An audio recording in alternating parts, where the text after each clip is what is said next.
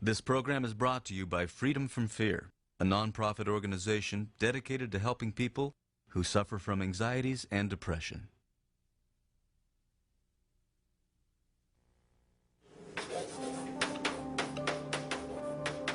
Remember back in high school, that quiet kid in the class who never raised his hand?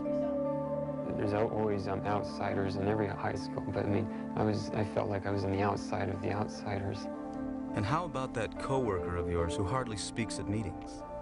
If they ask my opinion on something, I just, I get very frightened. We've all known people like this before, and we've all suffered through our own share of shyness. Do you brush your teeth every day?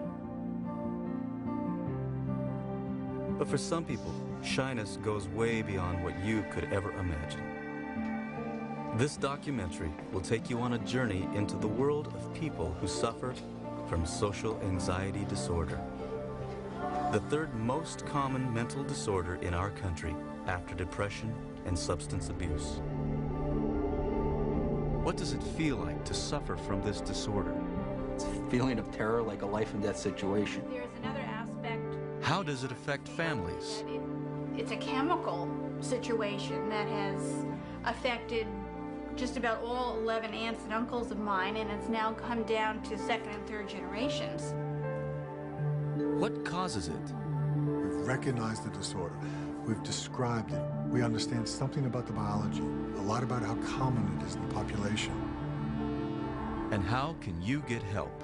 If somebody does have social anxiety disorder, they should know that there is very effective treatment, and treatment that's very safe and well tolerated. I want to be confident, I want to be outgoing, I want to have a lot of friends. I'd like to move up in my career. I really think I have a lot to offer. I just have to get past this awful fear. One of the things that strikes me is that there's all this lost potential in a group of people who tend to be our most sensitive and often our most caring. So it's like those are the people we need to get out.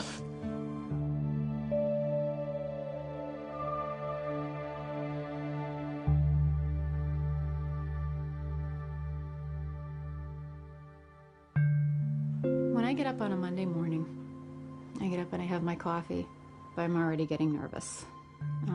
I procrastinate. I spend a lot of time doing stuff around the house. I know I have to be there, but I try to prolong being home in my little comfort zone as long as I can. As I'm driving to work, I can feel the anxiety building. My stomach starts to get sick, and I start to sweat. By the time I get into work, driving up that driveway, I'm pretty much a mess. Going up the stairs, walking down the hall, I'm just dreading every moment of the day.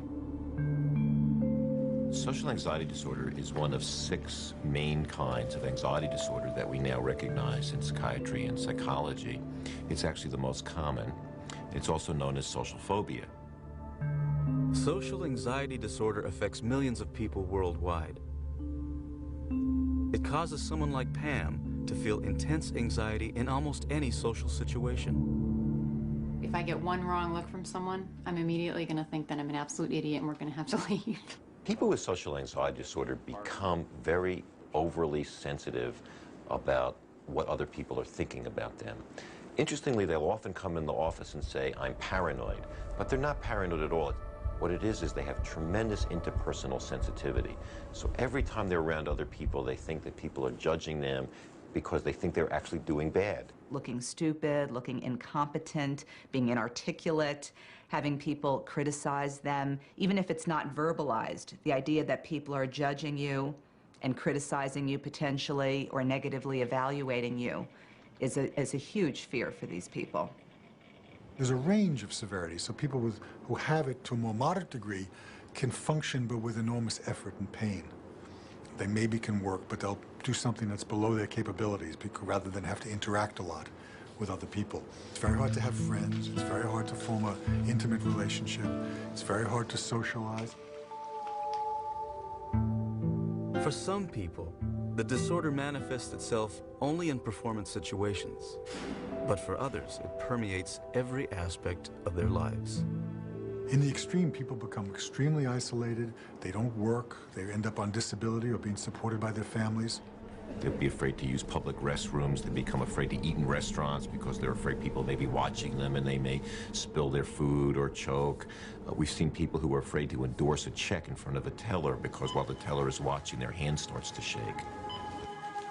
Well, the checkout line is the worst, of course, and then other than that, you know, first going into the store, it's like I know it's not happening, but it's like all eyes turn, see who's coming in. And, you know, and then walking around and then looking at stuff, you know, it's like, I always feel like I'm, you know, under a spotlight. James lives at home with his parents and hasn't worked in 4 years. Just being out of his house for longer than an hour is sometimes more than James can bear. Social anxiety disorder has taken over his life. I felt a lot of times like just like a freak, you know, just because of this. I mean, how can you be so actually afraid of other people? I mean, I've never heard of that. We've all experienced moments of shyness, but suffering from social anxiety disorder and being shy are two very different things. Shy people may be uncomfortable or not like doing certain things, but they're able to do them. Whereas the people with social anxiety disorder get these actual panic attacks and really cannot do these things. While socially anxious people are often limited by their disorder, shy people play an important role in society. Our society rewards with a great deal of dignity and economic reward those who like to work alone, like computer programmers, scientists, poets, writers. T.S. Eliot was a very shy child and a very shy adult, and so he closed the door and wrote poetry and plays and won a Nobel Prize in Literature. It's only a problem when it's over the top. Okay? When it incapacitates us, when it keeps us from getting to do the things that we want to do in life, when it robs us of pleasure, when it keeps us from working, when it keeps us from having relationships, it's a problem. The worst time for me was in a particular meeting where I was having a panic attack, and I still can remember the feeling of just being frozen. I didn't want to turn my head at all. You know, I was afraid to look at anybody on the side of me. Just sweating and just having this feeling of being outside my body, kind of looking down on me. It's a feeling of terror, like a life and death situation, basically. And it's totally unrealistic, but that's how I feel inside. Chris is a computer programmer. He started a social anxiety disorder website to help others who are going through struggles similar to his own. Right. After years of battling with social anxiety, Chris considers himself 90% better. I feel that I've overcome a lot of the disorder, and I want to show other people that they can do the same. I've come a long way from where I was in the past, and I'm able to handle it. I'm not 100% cured, but I'm able to handle it a lot better. Barb knows social anxiety as a psychologist and as a patient. She lectures on the importance of self-acceptance in overcoming anxiety as she struggles to find that acceptance within herself. I'm a psychologist. I should be able to have myself more together. Just feeling like that somehow that's not cool, you know, but, you know, I'm sure doctors get sick and have to go to doctors and get antibiotics, so why wouldn't psychologists have mental health problems too? One of the hardest things for someone with social anxiety to do is get up in front of an audience. Today, Barbara is doing just that, giving a presentation on social anxiety disorder for the general public. The anticipation of giving a speech is really the worst for me. Sometimes I'm a little bit reluctant and, you know, sometimes get angry or frustrated, like, you know, why do I have to do this? But I don't really have to. I'm choosing to, and part of it is growth. That's why I keep doing it. Today's presentation is about people who are painfully shy. It's also known as social anxiety disorder or social phobia. But this presentation is more than just about social anxiety disorder. It's about courage. I'm going to try something that I haven't done before. I'm going to try to share some of my own experiences, but it's going to be hard. It's not like I go around and tell everybody that, oh, I have this problem with anxiety, and, you know, I don't do that. I did well in school academically, but I never said a word. I always sat in the back of the class, hoping the teacher wouldn't call on me. If there was ever the slightest hint that class participation would be involved that day, I felt like I was literally going to die. If there's anything I hope I can pass on to my son, is the important lesson I've learned. It's good to take risks, unless you take the risk to break out of your comfort zone, to try new things. Your world stays small, and you never know what joy you might be missing. Thank you very much.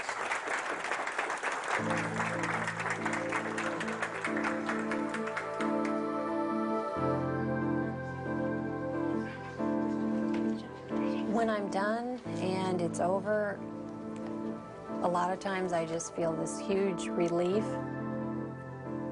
But also there's been times where I feel so emotional, like I want to cry, because it's just like I think I've built so much into it, and it's just been so draining that, you know, I just kind of, I don't know, it just all. What do you feel? I don't know, I'm just sad.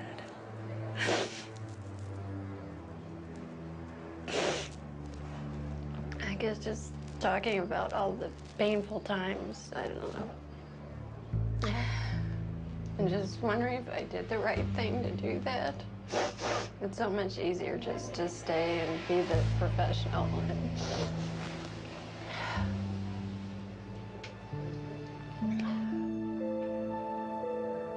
Over the last 2 decades, experts have explored what causes this disorder. We certainly know that it runs in families, so that people who have first-degree relatives, parents, for example, who have the illness are more likely to get it than other people. But that only explains a part of the reason people get it. Many people have a situation where maybe they were humiliated, criticized, rejected, evaluated poorly socially, and then they felt a loss of control, and they felt embarrassed, and there was a lot of shame that they experienced in that moment. And then what happens is they became more and more fearful of those situations. And so more avoidance took place, or just negative perceptions of situations like this. And so they started to then develop almost like a conditioned response to their fear. Of all the adults or adolescents that a psychiatrist would say have social anxiety or social phobia, some acquired it. They didn't have any special temperamental or genetic bias, but some did. The temperamental bias, which is inherited, is not for shyness. What you inherit is a tendency to overreact to anything that's new, novel, unfamiliar. We know that a particular circuitry in the brain of animals is reliably triggered when those animals experience fear in particular laboratory situations, something called conditioned fear. And it specifically involves a brain structure called the amygdala, which is kind of the central part of the brain for fear responses. This structure always fires when anything new happens. You hear a sound you didn't expect, you see a sight you didn't expect, a smell you didn't expect. And we think that the children who are born with this bias to overreact to novelty inherit a neurochemistry that makes this structure, the amygdala, very excitable. In a groundbreaking study, Dr. Jerome Kagan of Harvard University videotaped the reactions of infants to unfamiliar stimuli. His research suggests that some infants have a temperamental bias to experience anxiety.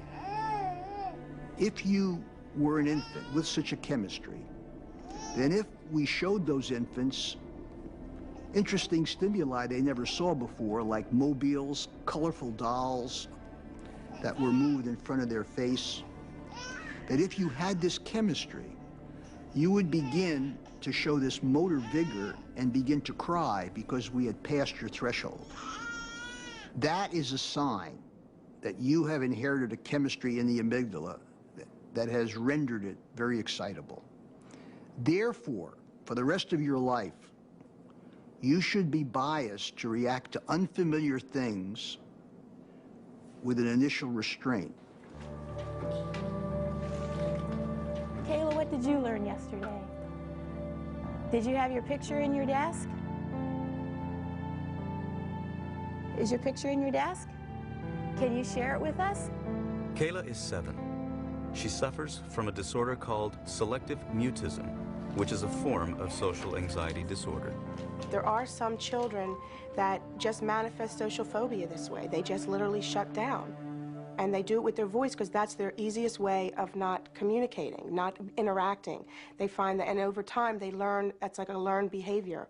So they shut down and they don't speak, so no attention will be brought to them. Do you brush your teeth every day? Yes or no? Do you brush them every day? Yes?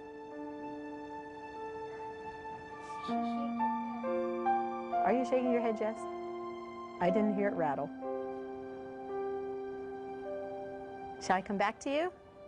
Okay, I'll come back to you. These children want so desperately to talk, and they can't. The words just don't come out. They can't speak. It's stuck. I've had little kids tell me that they're stuck in their throat, they're stuck in their chest, their tongue's playing tricks on them, their lips won't open up right, their mouth just doesn't work, their brain is telling them not to talk. Brad, who's your neighbor? When I watch my daughter in the classroom, it's very painful to see her struggle and not be able to interact with the other children like they do, and just breaks my heart. But before Kayla was diagnosed, Sherry was filled with frustration and anger. I can remember yelling at her, saying, why are you doing this? Quit embarrassing me. And I really thought that it was some kind of control, that she was doing this almost on purpose. I mean, this child was suffering from major anxiety, and I just didn't understand. It's often difficult for parents to tell that these children have social phobia or selective mutism. Reason being because at home they're comfortable and they're totally fine. Can I go first? They're often bossy, they're stubborn, they're very assertive. You got that one. Oh.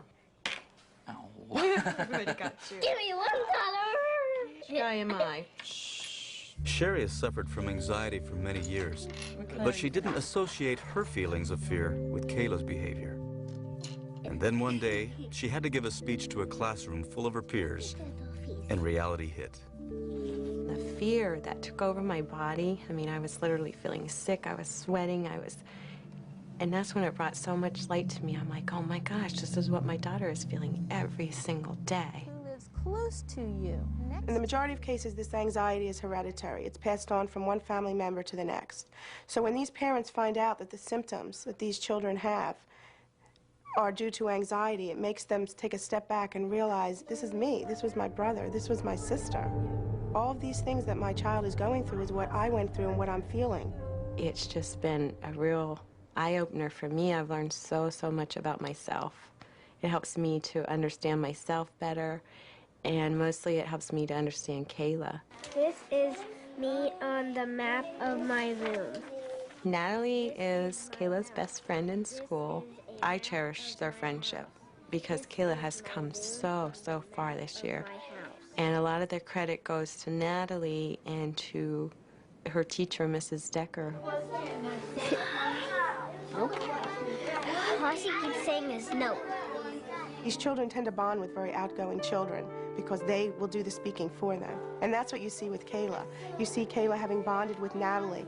Well, when she's shy to talk, she just tells me and she whispers it to me and I say it for her. Where's the Pacific Ocean?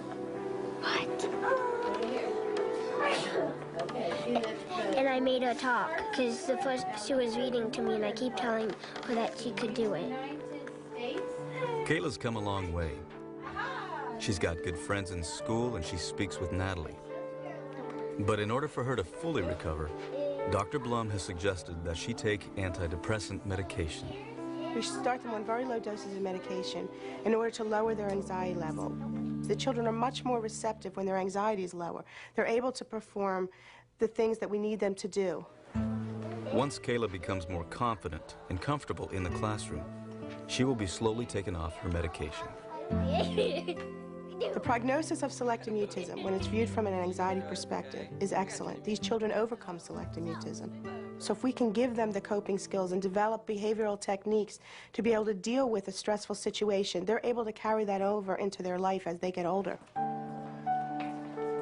Now I try to look at things in such a positive way, and I know that, we recognize the problem and that we're getting help for her, and she's going to overcome this at a young age. And she won't hopefully have to go through the pain all these years that other people do. Kayla is fortunate. She's growing up in a time when many doctors and families are recognizing this disorder in children. But for socially anxious adults like Chris, the diagnosis took years. Chris is visiting his parents' home for the first time since he has started treatment for social anxiety disorder. The conversation brings up painful memories of a lonely child, as documented by his mother Audrey in her diary. But I can see going through this. There's a number of times when I do mention shy, and I mean even one particular place where I'm actually concerned about Chris's personality. He didn't want to leave the yard all last summer. He wouldn't talk or even look at others. He wouldn't go to the neighbors' houses and had trouble with Sunday school and library school. Yeah, I mean, I know there were some problems because I didn't feel comfortable. I remember I'd go down to the bus stop and everybody would sit on one side of the street, and for some reason I would stay alone on the other side by myself. So there's another aspect in our family. I have cousins that have social anxiety situations, but I have lots of aunts that have had phobias. Grandma couldn't walk around the block unless you and Corey were with her because her legs would be like rubber. Aunt B couldn't go on a bus. They all had heart palpitations, anxiety attacks. It's a chemical situation that has affected just about all 11 aunts and uncles of mine, and it's now come down to second and third generations. Very heart-rending to think that you were experiencing these things, and I would have loved to try to help you with it. Social anxiety affects more than the people who suffer from it. It also has an impact on everyone who loves and cares for them. So do you think you've gotten everything you want to get for your mother for Christmas? I feel at times so sad that she has so much capability, so much intelligence, beautiful woman, has everything in the world going for her, but she can't recognize it. I think at the party, that's extremely painful for me to watch. It is somebody that I care so deeply about. When she thinks, okay, I'm ugly, I seem unprofessional, all of these thoughts, my first reaction is to just say, you're crazy. I think it's hard because I've always seen so much more in her than she sees in herself. I didn't know I had social anxiety disorder, and they didn't have a word for it back then anyways. I mean, I was pretty depressed, not very happy. See, I feel bad for even my parents watching this. I cried myself to sleep a lot. But I don't know if I want them to know that. I was suicidal, a lot, and they didn't necessarily know that, but I mean, I think I have it over in my high school yearbook that I wrote some letter in there. I think maybe I've hidden it that I would kill myself at a certain point if things didn't get better.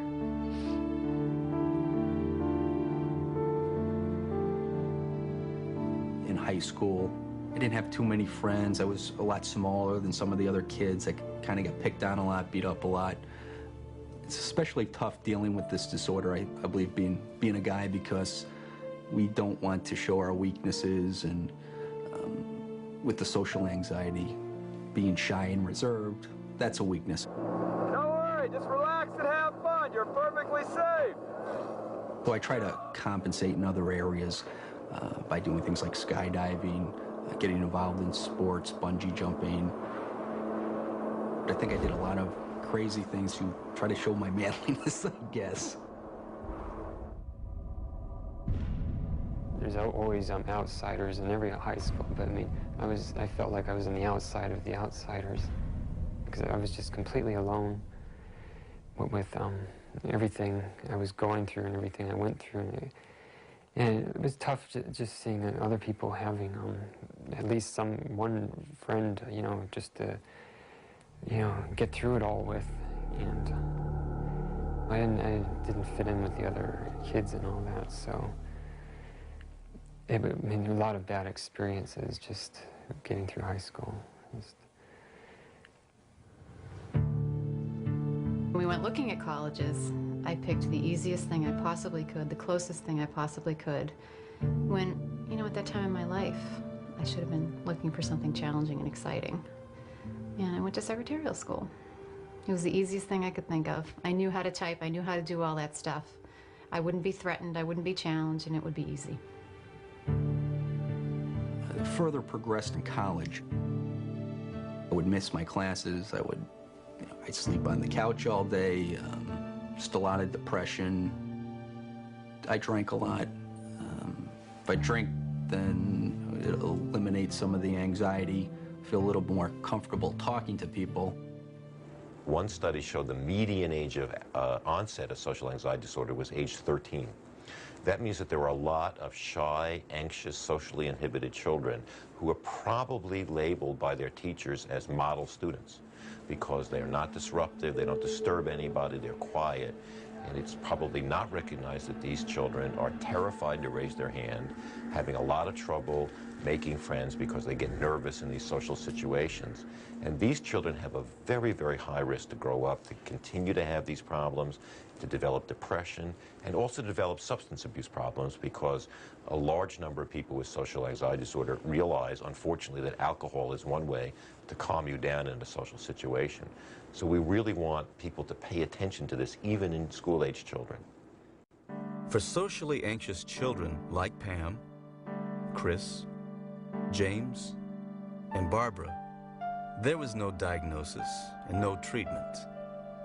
Constant anxiety caused them to develop other disorders like depression. And the way to deal with acute shyness, they were told, was to pull yourself up by your bootstraps. Get over it, snap out of it. I don't think that really works, but that's our attitude toward people with mental health problems, behavioral problems, and emotional problems. So that I think that people tend to think, well, this is just the way I am, and I'm going to get laughed at if I try to get help for it. I went to visit my friend in Western New York, and she had one TV channel on her TV. And all of a sudden, this commercial came on for a social anxiety series of tapes that was supposed to help you get past this social anxiety. And they started listing the symptoms. I said, oh my God, that's me. That's me on that tape. I started to cry because there was a name for it. I'm sorry. It's been so many years.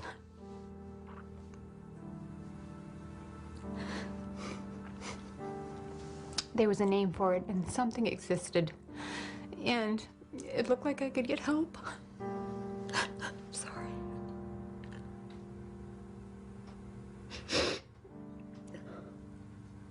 Social anxiety disorder was misunderstood for years until 1985, when Dr. Michael Leibowitz published a paper about its devastating effects. Dr. Leibowitz started the first anxiety disorders clinic in the United States. In the last 15 years, we've recognized the disorder. We've described it. We understand something about the biology, a lot about how common it is in the population. We can really help most of the people affected by it to a significant degree. At the New York State Psychiatric Institute, A research team is looking into the brain in a whole new way. Utilizing PET scan imaging, they search for the answer to a puzzling question. How do the neurotransmitters dopamine and serotonin affect patients with social anxiety disorder? Neurotransmitters are chemicals that help pass a nerve signal from one neuron to the next.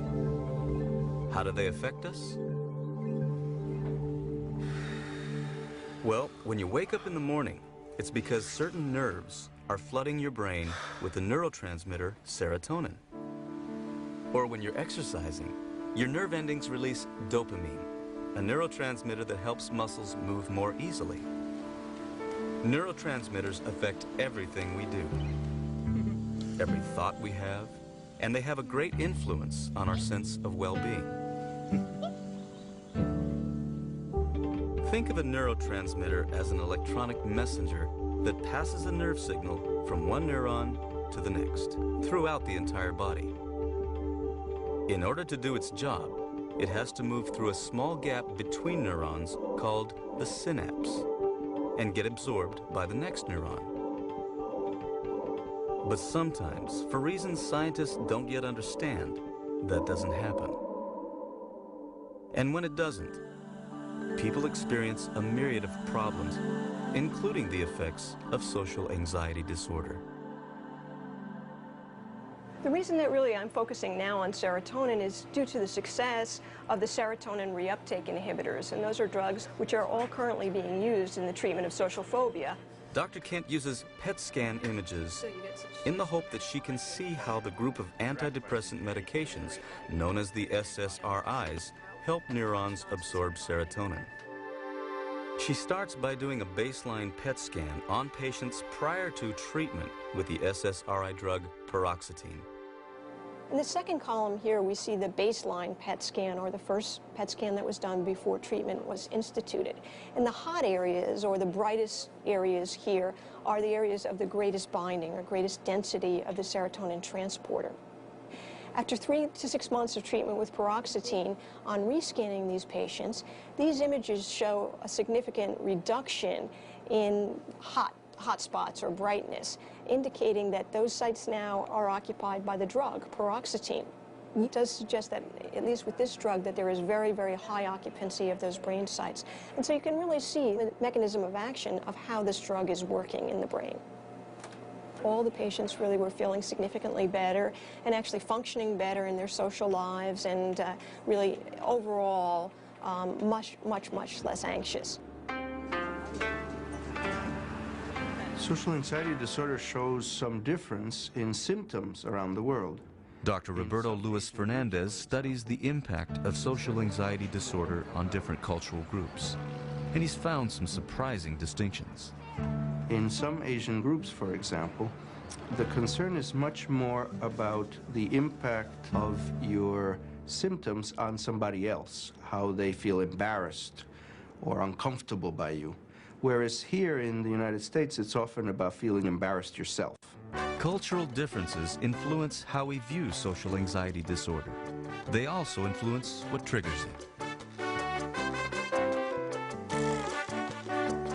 In U.S. Latinos or Latin Americans in general, dancing is very important. And a lot of people I see come in because they're concerned about feeling embarrassed about the way they dance in front of other people.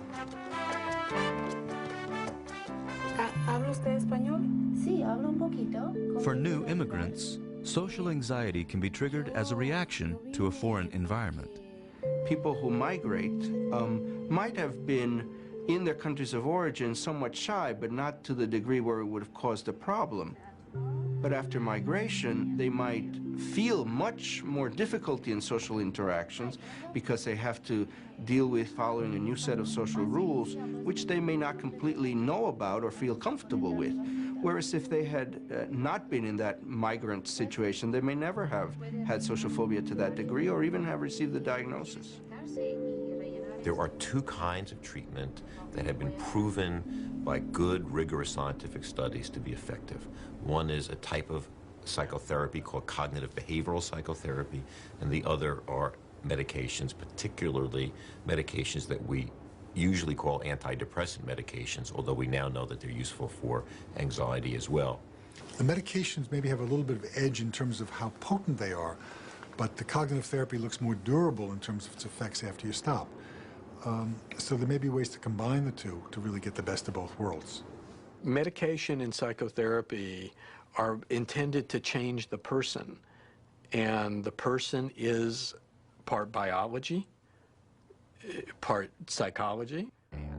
Dr. Richard Heimberg, director of the Adult Anxiety Disorder Clinic at Temple University, uses cognitive behavioral therapy with socially anxious adults. In this form of therapy, patients learn to change the way they feel by changing the way they think.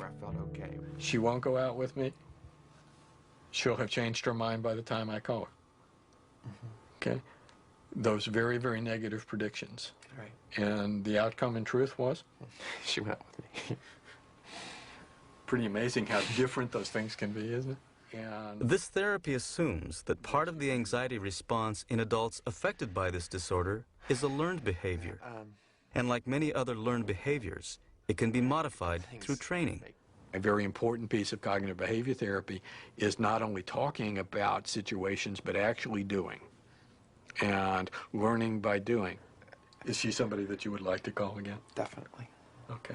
Well, how about we set that up as an agreement between us that you'll call her this week? Sometime in the next day or two, in fact, let's say, because you don't want too much time to pass. Okay, I guess. Will you agree to do it? Yeah, I'll try. Will you agree to do it? Yes. Okay. Over time, patients learn to replace their negative, anxious response to social situations with a more appropriate one. The first step in getting better is often the hardest, finding the courage to ask for help. At least now I want to do these things, you know, to reduce the anxiety. Absolutely. I think you're on the road to recovery, you know. Not only that, but just coming here. Yeah. And doing what you're doing is very courageous. And desperation. You could call it desperation. What do you feel better? Calling it desperation or courage? What's going to make you feel better? They're both correct. Well, I guess whatever people want to call it. Yeah, to me, it feels desperate, though. It feels desperate. Yeah. But if you said it courageous, say courageous. Courageous. Say desperate. Desperate. Which feels better? Well, not what feels more real. What feels better? Courageous feels better. I mean, it's a better thing. You know, it's so that feels, you know, better. But it feels desperate. Yeah. Where you need to go in your thinking is to start balancing that negative thinking, that it's desperate, to one of courageous. They're both correct. Yeah. But the other way is going to make you happier. I see. I never thought of it that way before, that they're both correct. Yeah. To me, it just seemed desperate, and that was it. Right. Well, think about it as courageous. Okay. Okay? Just 2 months after beginning cognitive behavioral therapy, James starts seeing results. Today, I'm going to a grocery store because that is something that has been hard for me to do in the past. I feel like I've made some progress, you know, in dealing with social phobia. Just like trying to face the things I used to avoid before. I've been using a lot of techniques that I learned from a therapist. I'm seeing Dr. Caton. One of the ones that helps me a lot is just to remind myself, you know, even if I do feel anxious and, you know, even if it is noticed by other people, that it's not the end of the world. And, you know, I just think, so what, you know, even if they do see that, you know, about me. No, it's cash. Thanks. You too. It wasn't as bad as I thought it was going to be. I'm learning that about a lot of things lately.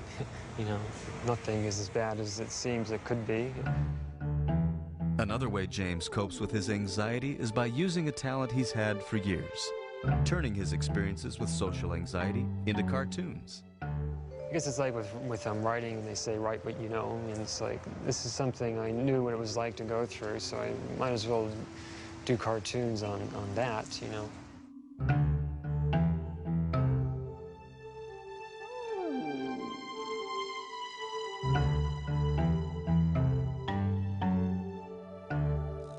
I can appreciate, you know, how awful a certain experience can be, but then find the humor in it and put it into a cartoon.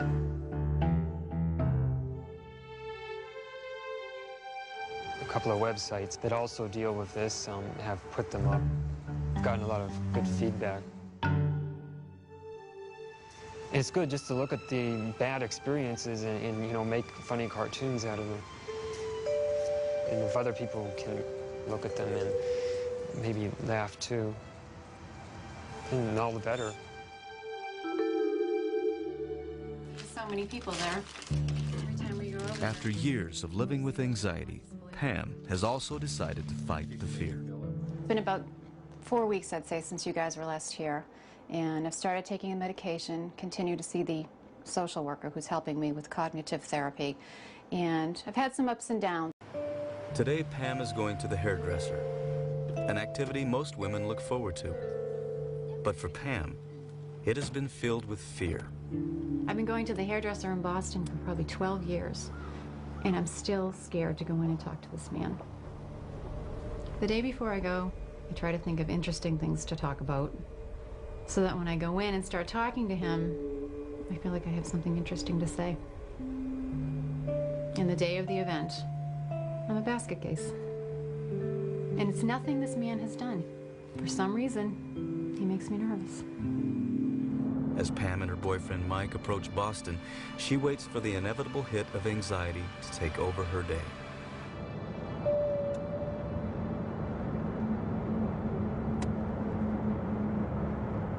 Now this is interesting. Usually by this time my legs start shaking. This it like point a on the certain highway. time in the drive? Well, yeah, because as we get closer to the city, I start getting nervous. Are you nervous yet? Well, a little, but not like usual. I think I'm getting better. Usually when we get to this point on the bridge, my heart would start pounding, I'd start breathing really quickly, and my legs feel like absolute jelly. Really? Yeah. And it's not happening now? No, it's Oh, not. that's cool. I mean, I'm a little nervous, but not, you know. See ya. See you in a little while.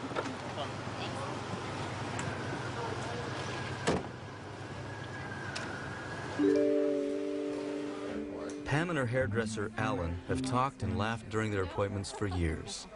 In all that time, Pam never let on that inside she was filled with anxiety. But today, their banter is surprisingly comfortable, and her laughter is real. Oh, it feels great. Because I love to come in here. She loves it. This is the first time actually in about 12 years since I started coming to the salon that I've actually really enjoyed being with him, as opposed to thinking of myself being nervous. It's a great feeling. A lot of people would never allow themselves to be filmed while in their mind they look the worst that they can possibly look. But Pam's so comfortable with herself. You might be surprised about that. If I can let myself be interviewed getting my hair done like this, I think I can do anything. Oh, I love the color. That was nice. Yeah. It's How'd you good. feel? I felt pretty good, actually. I didn't feel as nervous. And they filmed everything, the hair color. Were you embarrassed? A little, no, not really. I think it must be the medication must be starting to kick in or something.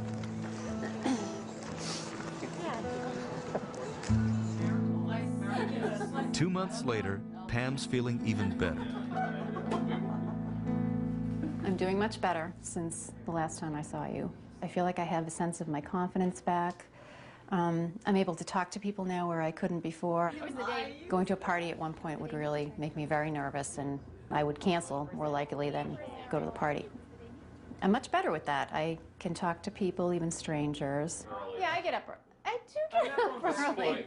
I have a long way to go, and I have my ups and downs. There are weeks when I feel myself getting back into that spiral again. Oh, you're bad, bad, bad. But you just pull yourself out, get your medication, go to the therapist, and you just feel much better. You can be friends with people. You can be social. You don't have to hide in your house or hide from social activities or hide from work. There is a way to get past this. It's liberating. The bus, the motorhome. It's been almost a year since Kayla started taking medication for her selective mutism. Kayla started on medication shortly after you were here, and the medication has helped her tremendously. At home here, she became much more adventurous. Going to the top. She would climb trees, hang upside down or swing sets, and just became like a little monkey, which was something we never really saw in our child before. We didn't realize how truly inhibited she was just in everyday life before she started on the medication. I mean, it's just amazing to see what she can do now versus what she couldn't before. But the biggest change in Kayla comes out at school. Okay, hold them. Me and Abby will give them to you. Okay, and then we do it. In the classroom, Kayla has just really become a different child. Her body language is so different. She seems so completely more relaxed than she ever has been, ever in the last few years of school. She interacts so much more with the kids and, speaks with them now in small groups, doesn't have to whisper. Are you done? No. So good. Although Kayla's come a long way in a year, there's still some areas that she needs to continue working on. Where can we find Jumbo Burger? Like interacting with her teacher. Kayla, do you want to point to the Jumbo Burger? Sometimes she'll just nod yes and no. Which is it? Sometimes she'll say something, but it's usually just 1 or 2 sentences. And then other times she won't say anything, and she'll whisper in her friend's ear. And her friend will tell me, the answer. On Christmas morning, Sarah runs to her stocking. Okay. To help Kayla feel more comfortable with her teacher, her parents make tapes of Kayla reading at home that she shares with her teacher after school. On Christmas Eve, Sarah looks out her window. She makes a wish. By doing this, they hope to eventually ease Kayla into speaking with her teacher during class. Hopefully by next year we can get her talking out loud to the teacher and participating in class verbally in front of everybody. We'd be extremely happy. And I think that's realistic.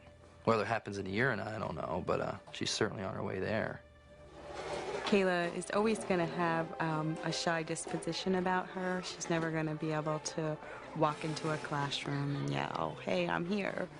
But just to have her being able to interact and speak freely with everybody, really, would just be a great accomplishment for her. And if she can't do it, you know what? We'll still love her the same. I found out about 5 years ago, I don't know, I was about 27, when I first found out there was a name behind it. I just was shopping in the bookstore and found a book called The Anxiety and Phobia Workbook, and it described my symptoms exactly. And then I started practicing some of the things that they recommended, learning what was happening to my body, learning how to control those bodily symptoms, and then also dealing with some of the mental thoughts that were going through my head and contradicting those thoughts. Once Chris started combining medication with his therapy, he began to notice a change. I didn't see any results for about 6 weeks, but after 6 weeks, all of a sudden I had this big meeting, and it was with the top 2 people in the company. Now, I I never have a meeting with those two, so it was like, what do these guys want? And so I go to the meeting, and I just couldn't believe. I mean, I did not feel nervous at all. At that point, that's where I knew that the medication was working for me. And I've been on it for about a year now, and I'm hoping within the next 6 months, I'm going to try to slowly get myself off of it and try to pick up on some of the therapy a little bit more. For many socially anxious people, like Chris, getting better means knocking down the walls of loneliness around them. When I first decided to ask Shirley to marry me, I wanted to do something different, something original. I was talking to my sister, and she thought it might be neat if I made a big sign on the building across from my apartment. So I thought, oh, that's a great idea. So I ended up making this big sign. I think it was about 30 feet. I went over to the building across the street from where my apartment was at. I went up there and started putting the sign together, and I had my sister and her husband across the way in my apartment. They were filming me and telling me if the sign was, you know, it wasn't crooked, and make sure it was straight. Oh God, Chris. They were scared I was going to fall off the edge. Oh, this is so scary. Finally, I got it out there. Went and picked up Shirley, brought her over to my apartment. I pointed out the sign, and she was like, oh, that's not for me, is it? And then I got down on my knee and asked her, and she said yes. Looking back, I never thought I would have the opportunity to get married or find a relationship like this. Just feels really good to be able to overcome this and get to this point. I've come a long ways. It's kind of a, you know, just a little bit, a day-to-day progression. There's going to be ups and downs. There's going to be times where you feel like, wow, I'm making great progress.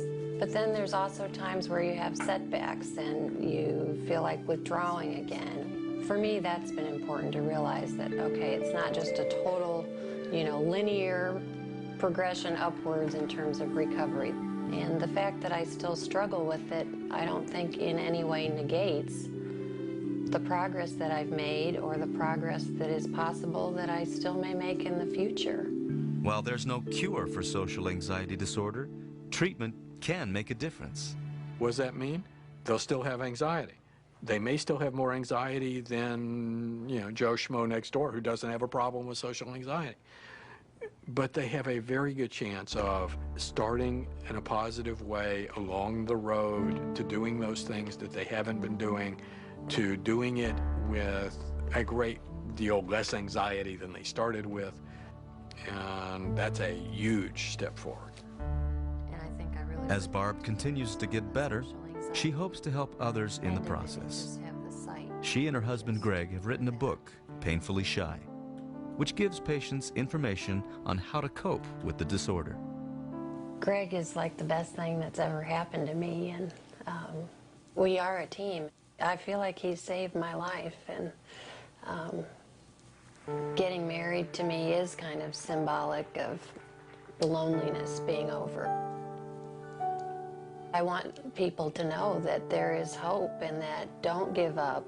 I mean, if I had known I was going to meet Greg, you know, when I was a teenager, you know, I would have like, okay, I'll just cruise through the next 10 years. But you don't know that ahead of time. And I mean, there's so many times where I thought, okay, I want to kill myself because I'm so miserable. And what if I had? I wouldn't have met Greg, or I wouldn't have had Jesse. One of the things that strikes me is that there's all this lost potential in a group of people who tend to be our most sensitive and often our most caring. So it's like those are the people we need to get out.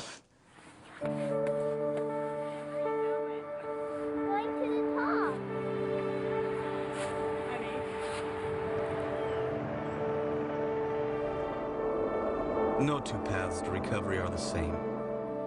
Each patient must find his or her own way to overcome anxiety and fear. I feel pretty good, actually. But for those who have spent their lives being afraid of people, there's no greater feeling than knowing you don't have to feel afraid anymore.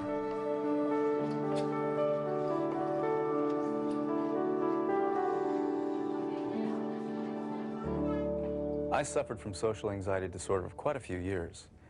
And since my treatment, since I'm able to alleviate that problem from my life, life is so much more enjoyable now. You don't have to worry about what people are saying about you. You don't have to worry about what people are thinking. You don't have to second guess what you're going to say or do in public and think somebody's going to laugh at you, because you can just be yourself and enjoy life. May is Mental Health Month, and you can receive a free screening on National Anxiety Disorders Screening Day. For more information, call toll-free 888-442-2022.